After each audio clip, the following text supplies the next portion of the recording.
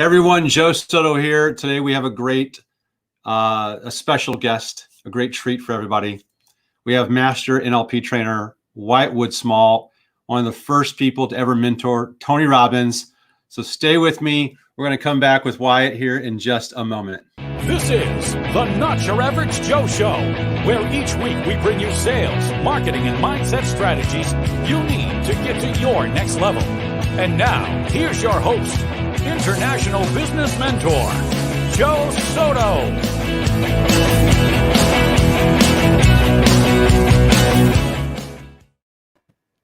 Hey, Wyatt.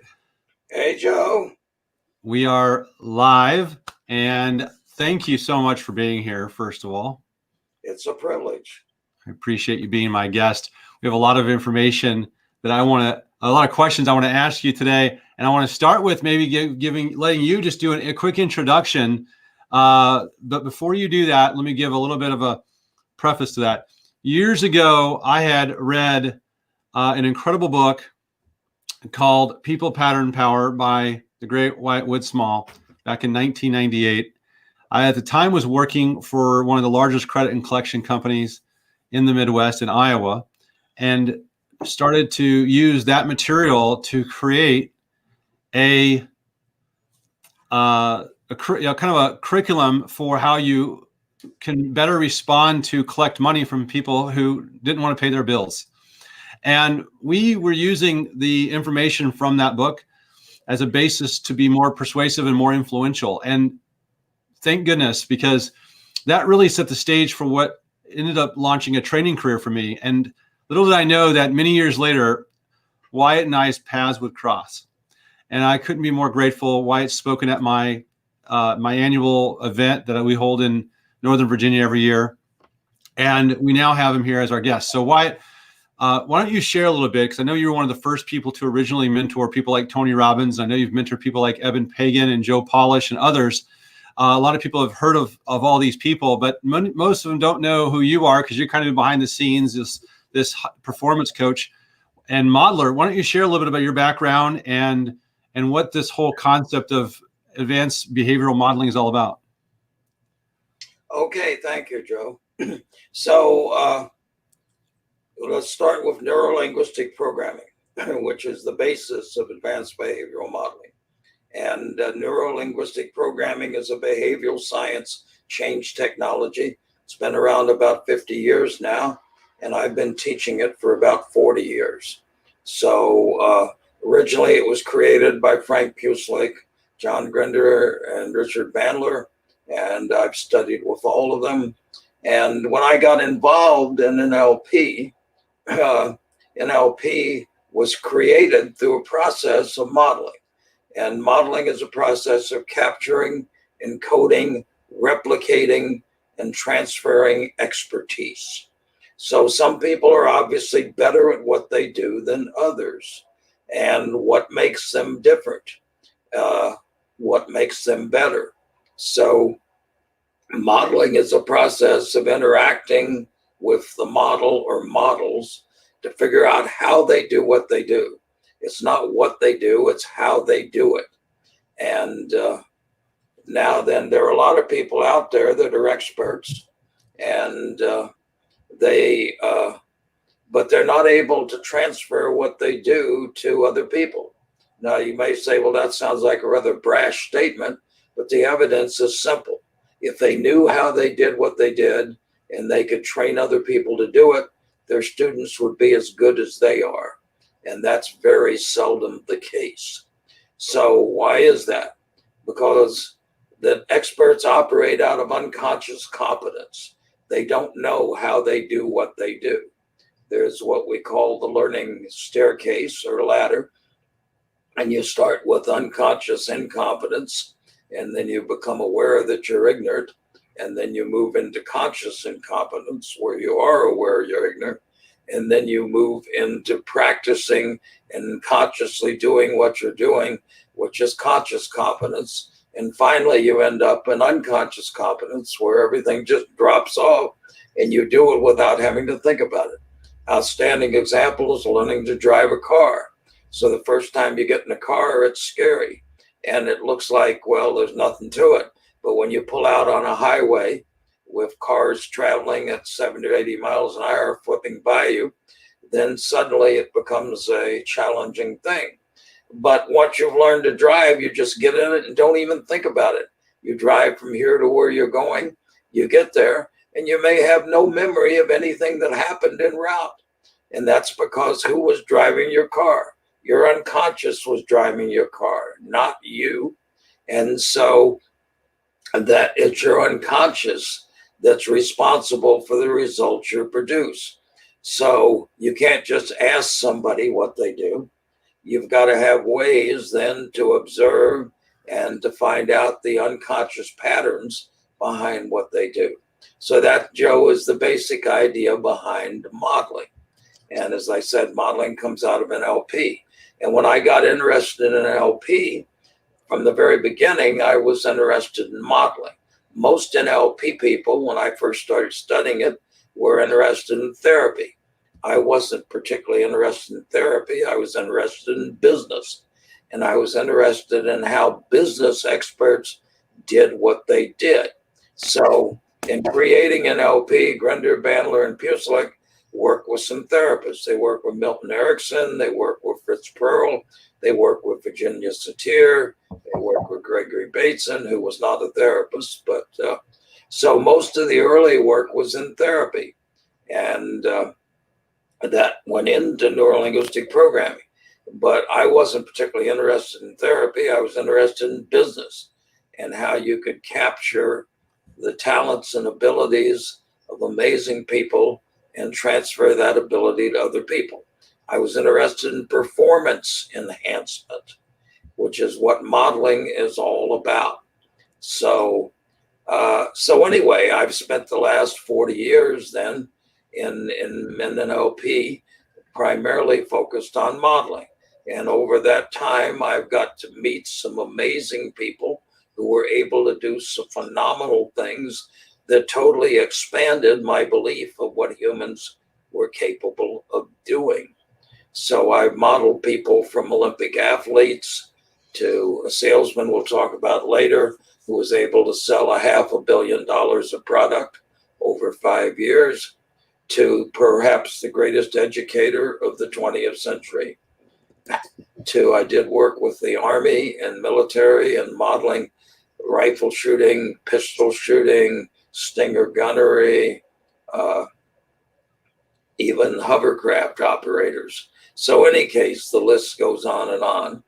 Well, and Robbins talks about the pistol shooting modeling project in his book Unlimited Power, which, yes, by the way, he acknowledges you in Unlimited Power as you and I think you and Ken Blanchard are the only two people he really acknowledges at the beginning of the book, aside from the people he learned NLP originally from.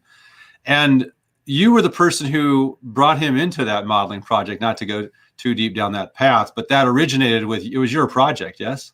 Correct. I was at that point a civilian employee of the Department of the Army, and a very bright general who's passed on now, General Stubblebine, wanted to know how we could improve training in the Army. And he was the head of INSCOM, the Intelligence Security Command. So he set up a task force to explore various technologies and methodologies that could improve training in the Army. And so one of them was modeling. And I basically then was the person behind the modeling task force. And so we set up a task force with an interagency task force. We had a Navy captain, we had 2 people from the Central Intelligence Agency, and we had a group of people from Army. And we put together a team then and set out to model skills and to prove that the technology was effective. So one of the things we started with was pistol marksmanship. And as a result, the head of the Army marksmanship unit said it was the greatest advance in pistol shooting since World War II. And then we modeled rifle shooting. We had to train drill sergeants to teach the course we designed, and we got the highest score ever ever done on the Army Marksmanship Training Unit at Fort Benning, Georgia, in the one-step unit training. So those were just a couple of examples. So Wyatt, would you mind sharing a little bit? You mentioned modeling somebody who had done over $500 million in sales. And you don't mean like his company, you mean him personally had generated $500 million in sales, and you were able to model him. Yes. Can you elaborate and maybe share that story with us? And also, I know that the listeners and anyone watching would be keen to want to know what were some of the key attributes of this particular person. What did you model exactly, and what could you share that somebody else might be able to replicate? Okay, that's an excellent question and a long story, but we'll go ahead and get started. His name is Sean McCardle, and he was a printing salesman, and he sold printing sales. So, and he was the most successful salesman in the history of his industry. So nobody else anywhere in the world sold more printing than he did. And he sold the most in 1 year of anybody, about $168,000 worth. And over 5 years, he sold over $500 million worth. And so, no, I said 168,000, I meant 168 million in 1 year. And so, any case, so I happened to meet him and actually became friends with him and knew him have known him, I guess, for the last 25 or 30 years. And he was a rather obviously remarkable person. So I was curious as to how he was able to do what he did. So I had an opportunity to work with him. We even designed a training program as a result of the modeling process, which was called, which we called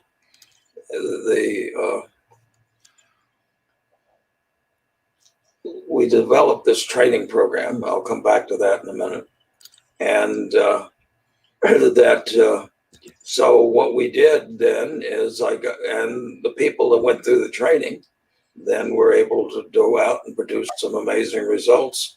So there was one lady, Ginny Most from Chicago, that once the training was over, went home and sold a $20 million sale. And so we asked her, well, how did you do that? And she said, all I did was exactly what you told me. And so we said, great. And so when we said, what was the most important thing? And she said, well, the first thing you taught me is go after the top, not the bottom.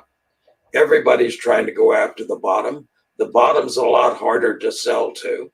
Whereas if you go after the top, there's not that many people going after the top, and the payoff is much greater. So she had this client for years, and everybody had been afraid to try to approach them. And she came out of the training with the attitude, the motivation, and the skills. So she went back and said, okay, it's time to bite the bullet. And she went for it. And she managed to land the largest contract in the history of her company. And nobody else had even done a quarter of that in one sale. So once again, so this was the result of the training we designed, which we called the Rainmaker Seminar. The Rainmaker. It's about creating rainmakers. A rainmaker is a salesman that's able to sell so much that they basically carry the whole company on their back.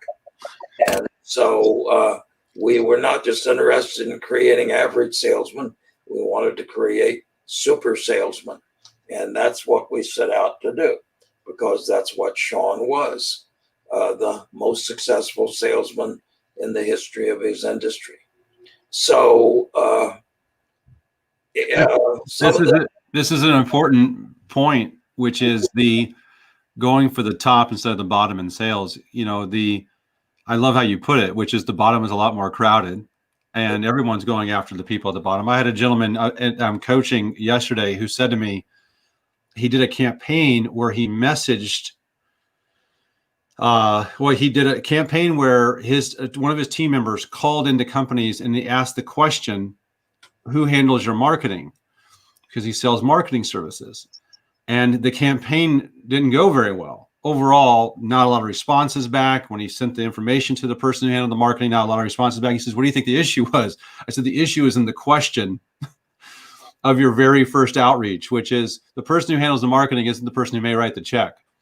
So if you don't start at the top and let them pass you down, if they have to, it's a lot easier to be passed down than to go up." I said, so start at the top, try and stay at the top as much as possible to deal with the decision maker. But if you do get passed down to someone who handles the marketing, at least you have the leverage of their boss or their superior who said they want them to listen to what you have to say. This is a critical point, and a lot of people miss it in sales. Sorry, Wyatt, keep going. Okay, absolutely. So don't start at the bottom. You'll never get out of the bottom. Go to the top. And so we continually ran into this experience when we were doing modeling projects. And so that the people at the top are the ones able to make the decision. And so one of the most problem with most organizations is there are all sorts of people in the chain that can say no, but they can't say yes. So it's got to get passed up and get to the yes, but it never gets passed up because you got all these people at the bottom. So frequently what happens if you go into an organization, you're going to find somebody who's going to be your sponsor in that organization. And then what we would have to do would be work with that person and train them how to sell it in their organization. And frequently you'd go in and you'd be excited because you had somebody who was excited about what you were doing. And you thought, oh, we got a great spokesman. But the problem is that nobody else in their organization paid any attention to them and they couldn't sell anything. So you would have to teach them how to go about selling and working your way up. So do everything you can to go as high as you can in the organization initially. And that's incredibly important advice, and particularly in sales. Go for the top, go for the big one. That's what it's about. Okay, so Wyatt, I know that maybe you're going to get into this part, but you've also talked a lot about sales emotions and how our emotions come from the pictures in our head, what we're saying to ourselves, how we're saying it to ourselves, and the feelings that we have in our bodies. Can you elaborate a little bit maybe on this particular project, modeling this particular individual? Or maybe you could just say, listen, I've modeled enough of sales to know how people should take control of this. But for people who've never even heard that before, maybe we start with that in terms of how these emotions are created. So how do people manage the interfering emotions of fear of rejection or fear of going to the top of somebody who maybe they have some sort of picture, they're telling themselves that person is higher up than them and maybe they can't speak to their level? What kinds of things do you think people are saying to themselves, and what would be your advice on that? Okay, as you said, Joe, that people sabotage themselves, and that's the problem. And emotions don't come from nowhere. They don't come out of thin air. They come from pictures in our head. They come from the tonality of our internal dialogue. They come from sensations in our body. And so we first have to understand where the emotions are coming from. And people are making pictures outside of their conscious awareness of them failing. They're talking themselves in a tone of voice about failing that they don't realize. And not surprisingly, they end up a self-fulfilling prophecy and they end up failing. So that it has to do with what we call emotional intelligence. And it has to do with being able to control and work with your emotions. Emotional intelligence is 4 things. It's according to Goldman, who's the one that created the term. And so that emotional intelligence is being able to know what emotions you're experiencing. Second, it's being able to control your emotions. Third, it's being able to calibrate what emotions other people are experiencing. And fourth, it's being able to influence their emotions. Now, in sales, it's common knowledge. Every major sales trainer says that people make up their mind on the basis of emotions and justify it and rationalize it with reasons. So it's not reasons that sell, it's emotions that sell. But you got to give the reasons so people can justify it to themselves. So emotions are critically important in sales. So you got to be able to read other people's emotions. And that comes from a lot of experience and a lot of situations and interacting with a lot of people. And you got to be able to influence other people's emotions. So how do you influence other people's emotions? So let's back up a little. The University of Chicago did a study in the banking industry on sales, which my experience says applies to virtually every industry. And they found a third of the customers were rate-oriented, a third of the customers were relationship-oriented, and a third of the customers were task-oriented. So what this meant is for the people that were relationship-oriented, who are affiliation motive, then what was important to them was the salesman that they were dealing with. Now, there are three classic approaches to sales. So traditionally approach is then the Willy Loman approach from the famous Martha Miller's play, Death of a Salesman. And so as the line goes, as Miller says, there's a man out there somewhere riding on a smile and the shoe shine. And one day people stop smiling back, and that's an earthquake. Then he gets a couple of specks of dirt on his hat, and he's finished. Well, hopefully it's not as tragic as that. And nevertheless, in sales, then, as Sean liked to say, you want them to be happy to see you come and sad to see you go. So for an affiliation salesman, you become their friend, you become their counselor, you become their advisor, you become their confidant. So you've got to get a relationship in which they trust you and they respect you.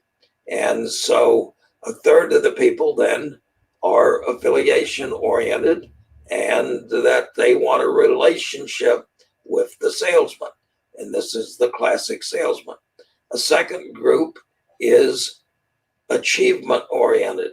So what they want is service. They want the best service that they can get. And so therefore, to sell to these people, you're not just selling a product, you're selling a service and you're selling yourself. So you got to focus on the service then and providing excellent customer support, excellent service. And a third of the people are rate oriented. They want the cheapest price. They want the cheapest price. And they'll change soon as somebody gives them a cheaper price.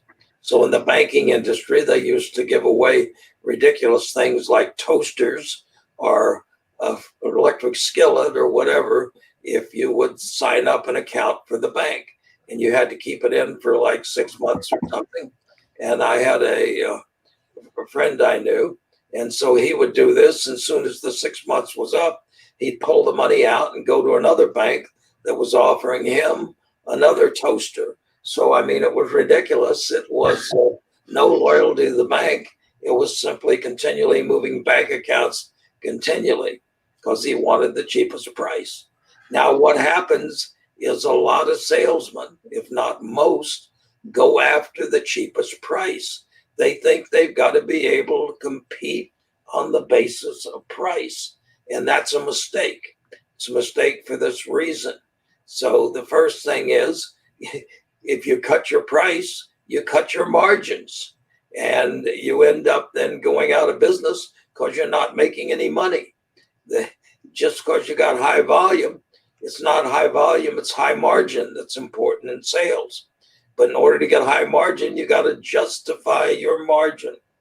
Now, the second reason that's a problem is only a third of the customers are rate oriented. They have no brand loyalty. They'll be like the toaster guy. They're going to shift every time that they get a chance, and they're not going to stick with you. So you're wasting your time with these people. But you need to be spending your time is with the third that are relationship oriented and the third that are service oriented. That's where the money is. That's where the business is. These people will pay more money for a relationship, and they'll pay more money for better service. And so the salesman that's chasing the cheapest price is not a good strategy. And it's certainly not a strategy that's going to keep them in business, because once again, they're cutting their margins, and there's always going to be somebody that's going to be able to cut their margin cheaper. So you don't want to compete on the basis of price. Yes. Wyatt, sorry to interrupt. How do you identify the people that are affiliation or achievement? I mean, obviously the people that are on rate and price will ask you and keep the conversation directed towards price. So they might be the easiest ones to detect. And I often say, beware the cost of the lowest price. But how do you identify affiliation and achievement people? What are some things to listen for or see? What are some characteristics of affiliation and achievement people that can make it obvious for us to know what style they are so we can adapt accordingly? Because one of the things we might get stuck with is that if I'm an achievement type person, I might try to force that type of sale onto somebody who might be affiliation. Okay, once again, Joe, it's experience and learning to do these things. So when you meet somebody and you shake hands, immediately gives you an indication of who you're dealing with. So the affiliation person is going to take your hand.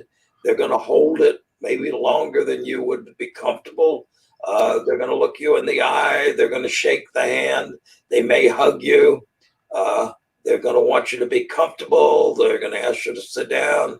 They're going to offer you coffee. They're going to, can I help you? So they're going to obviously be interested in your well-being. Whereas the task person is pretty much matter of fact. So a handshake is simply a formality you want to get over with so you can get on to doing business. And they're concerned about efficiency and time. So they don't want to waste time. So, and they want to get to the point, and they want to get to what they want, and they want to achieve their goal. So they're going to have a perfunctory handshake, and then they're going to be, okay, let's get on to business. And you can tell that. And then the third group is the power people. And these are the ones that are all about rate. And they're going to grab your hand in a bone-crushing handshake while they're looking at you with this look that says, I own you and I control you. And it's all about dominance and power. So you should be able to, and then they'll tell you, sit down, and they'll start telling you what to do. And so as opposed to asking you what to do or asking you what you'd like. So it should be fairly easy to tell whether somebody's coming out of power, affiliation, or achievement. And so that's one of the best indicators. And as you said, the power persons want to discuss price, and that to them is the only consideration. The affiliation person is going to want to have a social time in order to develop a social interaction. And the achievement person is going to be matter of fact, and let's get down to business and straightforward and concerns about efficiency. In dealing with the affiliation person, it's interesting. So once again, as I said, as a salesman, you need to be likable if you want to get the affiliation people, and they're about a third of the people. So you've got to be friendly, you've got to be respectful, you've got to be helpful above all else. So I remember Sean telling me a story. He was out on a call on a printing sales. He was talking to the lady who was the buyer. And so she seemed distracted. And he says, you seem distracted. Is there something wrong? And she said, yeah, I just received a call from the school that my daughter is had a problem. And so I'm sorry, I'm preoccupied with that. And Sean said, well, could I maybe then let you go to the school and take care of your daughter, and I'll stay here and answer the phone for you till you get back. And she said, would you do that? And he said, yes. So it's a little things like that, going out of your way in order to help another person, in order to establish a long-term relationship. Joe and I both know another man who's one of the top salesmen in the world, one of the top sales trainers in the world. And part of his personal mantra is that he provides value first, and that he creates long-term relationships. So he doesn't create clients, he creates friends for life. So that you're going to be much more comfortable doing business with somebody you like and who's a friend and who you trust than some pushy stranger that's trying to get you to buy. So the three approaches to sales. So the classic approach, as we've said, is the affiliation. Second is the power salesman, who gave salespeople a bad reputation because they're trying to force you to buy whether you want to buy or not. And the third is the achievement salesman, and they're basically a sales consultant. So they're there to consult with you, and if they can't help you, then they will refer you to somebody that they know that can, and or to one of their competitors if your needs are better met by that person. And so today, the pendulum keeps swinging back and forth. At one point, it was the power salesman, and that now is no longer particularly in vogue. And today, it's more the achievement salesman, and the affiliation is always there, and it's always a factor. So, yeah, I see a lot of the trainings are. I'm obviously on the achievement consultative sales spectrum. You know this, Wyatt. yes. But I also have never heard anyone explain so well such a quick way to be able to identify the differences in these people, even from a physical handshake or from how they now, if you're meeting over Zoom, it's the same thing. They're just not shaking your hand, but the achievement person wants to get down to business. The affiliation person wants to spend all this time with small talk and becoming friendly first. Then the power person is the person that will stop you and interrupt or start the meeting with, all right, show me what you got. Tell me what it is. How much do you charge? And you're like, whoa, wait a minute. And they take that alpha position right from the beginning. So being able to decipher these three, and in what you're alluding to also is that we can choose who we want to work with. We can choose who we want to be our clients. We can be just as selective as they are with us. And you're giving us insight on how to identify the 2/3 that you most will succeed in selling to anyway and want to deal with. And I appreciate that. Incredible insight. Okay, thank you. So once again, as I go around the country and work with salesmen, then this continues to be reinforced. So that there's no substitute for charm. And so once again, you need to get to know your customer, and a good salesman will find out what their family does, what they're concerned about, and then will be the person that is going to show compassion, concern, ask them, establish just like a friendship, like a friend would ask when they see you, and they know what's going on in your family, and they know what the people are doing, and they would ask, and the people appreciate that you know enough and care enough to do that. Another thing, so we're going to switch grounds a little here. So in sales, people buy for one of two reasons. They buy to get something they want, or they buy to avoid something they don't want. And so most salesmen think, well, it's all about buying to get something they want. And so that sales, then they think, is a process of verbally vomiting features and benefits all over the client, and then wondering why the client is not interested. So that in sales, there's a formula, obviously, that the needs of the client, when matched with the features of the product, become benefits, and people buy benefits, they don't buy features.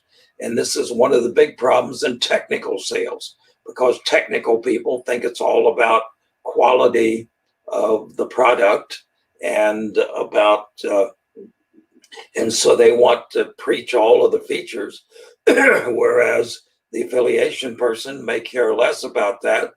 And the task person, it's like they're going to ask you what they want and give an indication to you of what features they're interested in.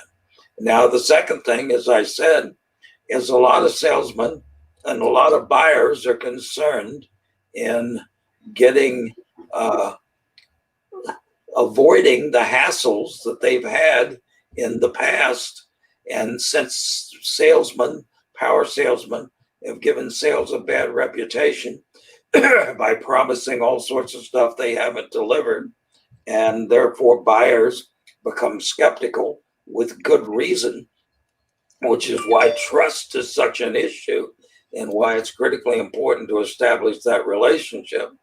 But the second thing is, people then once again have been bitten before, so they want to make sure that the product is not going to have the same problems that they've had with other products in the past. So they don't particularly care about the features and benefits. What they care about is that it's reliable and that it'll provide the features that they need and that the company will stand behind it and will service it. So this is the achievement buyer, and this is what they want.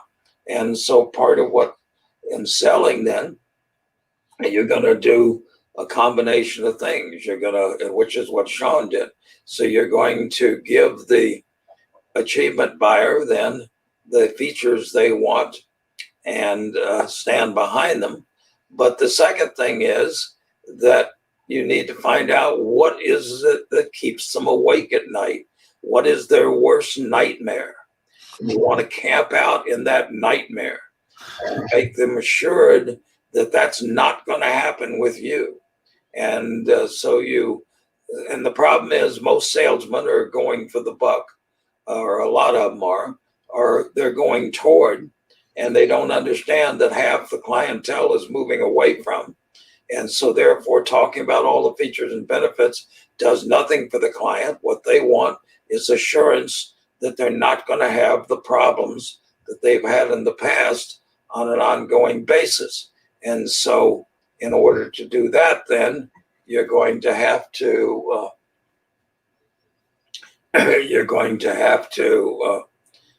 be focused then on what it is that keeps them awake at night, what is their worst nightmare, and assure them that you're going to get rid of that nightmare for them so they can sleep better. So Wyatt, if you can recognize this up front, then that the person has this moving away from motivation, and you're in the process of asking questions, or maybe you're in your early discovery with this client, you could just simply ask them to maybe share with you some things they would like to avoid if they were partnering with a new company or if they were getting this new service. And they'll just start rattling that off. And also it's pacing kind of what they're thinking about anyway. So would you tie it into your questions? Would you say things like, hey, Jim, would you mind sharing some things that you would hope that this doesn't do? What are some issues you've had in the past you want to make sure you can avoid, so I can assure you that we won't do that? Would you lead with questions is what I'm asking. I would always lead with questions. Good. And Sean always led with questions. Okay. And so so part of the thing is you want to find out as much as you can about their past history, so that you're very seldom buying a product for the first time. So they probably had products in the past.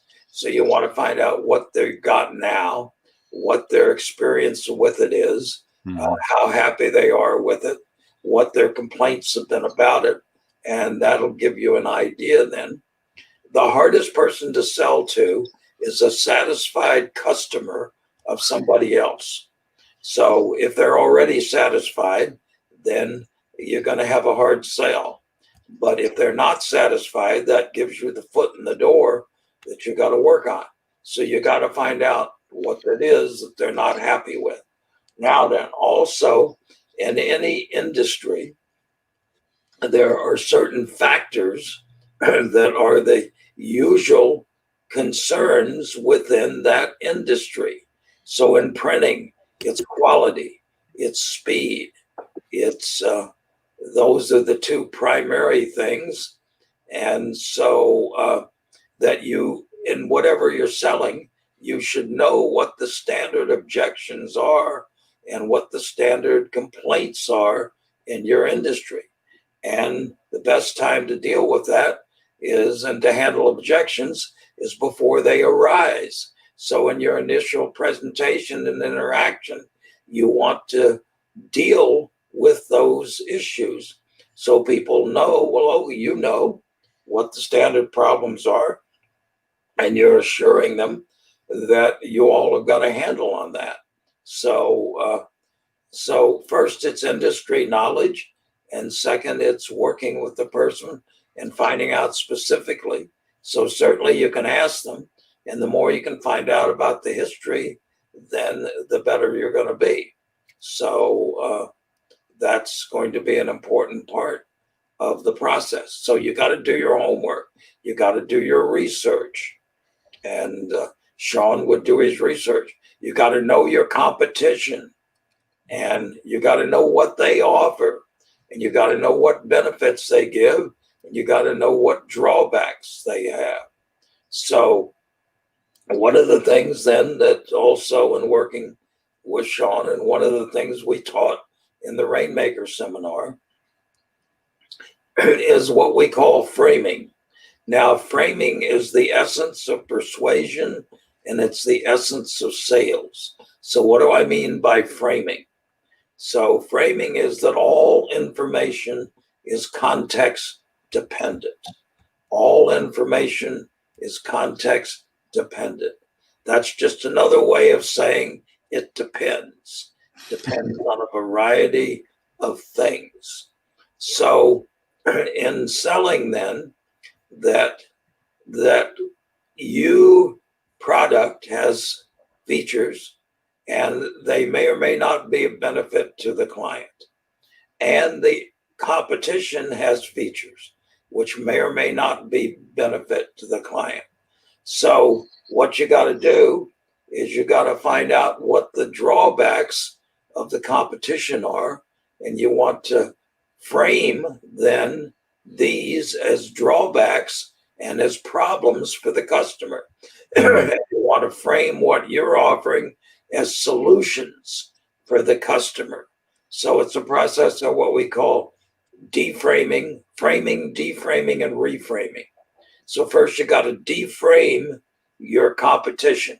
You got to take something that would seem to be a benefit and then come up with an explanation of why it may seem to be a benefit, but actually it's a drawback. And that's the essence then of reframing that situation. Then you got to take what may be a drawback seemingly and reframe that as a benefit for the client. So it's all about values. It's all about understanding what the person wants and the results they want to achieve, and understanding that everything can go, everything is both, every feature can be both a benefit and a drawback. And it's how you frame it. It's how you frame it. So the essence of salesman is to be a super framer, to know how to frame things so that therefore they become beneficial to the customer, which means you really got to know the customer and know how to deframe your competition. So people thought, well, gee, it sounded great. But now that I think about it, and now that you point that out, yes, that is a problem, and that's a drawback. So sales is all about benefits and drawbacks and how to balance them, and whether they're a benefit or a drawback depends on how you frame it and what context you put it in. And that is the essence of selling. That is the essence of selling. Wyatt, I can see where people get in their own way here because they have their pattern. We all have our own style. So if we're a strong moving toward achievement or affiliation person, we're focused on pointing out the benefits and how and the results and the outcomes and the transformations, or how the client can get what it is they want, and the client doesn't seem to respond to that.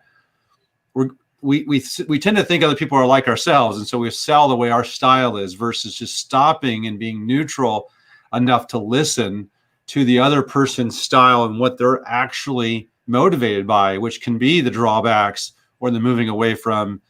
And this concept of the framing, deframing, and reframing, there's a book called Pitch Anything, and it's a good book on framing, but he leaves out several pieces of this. It's not the complete puzzle. So when people sometimes recommend that book, I say, be careful, because it's just one piece of the overall puzzle of what Oren does really well. But maybe we should revitalize this Rainmaker series. This sounds like you're just scratching the surface here in this episode. Yes? Yes. So once again, the more you know about the technology behind what I'm talking about, and the more you know about neuro-linguistic programming. So in the sales training, then you need to, we need to understand the basics. And once you understand the basics, actually, the most basic thing of all is you have to sell yourself first.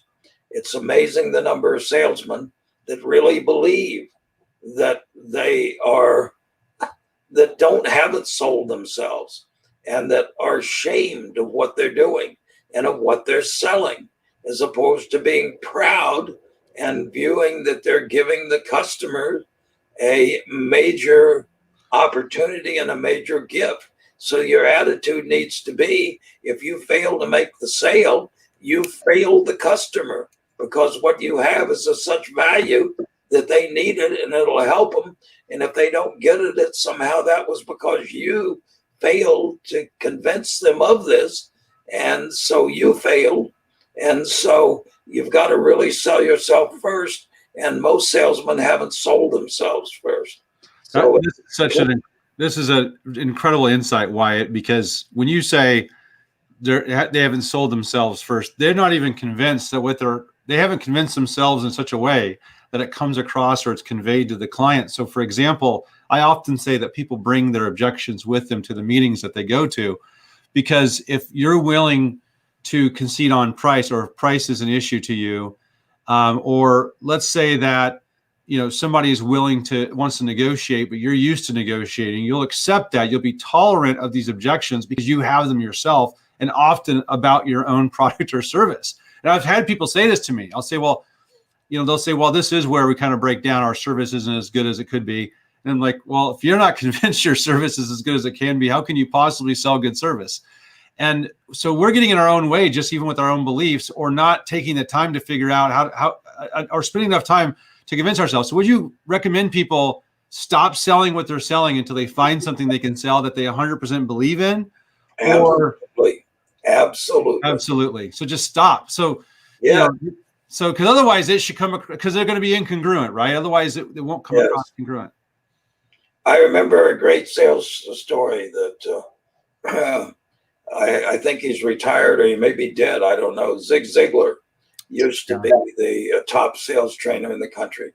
And he started off as a pot and pan salesman, of all things. So what he did is he was in the South, and he sold cooking utensils and dishes.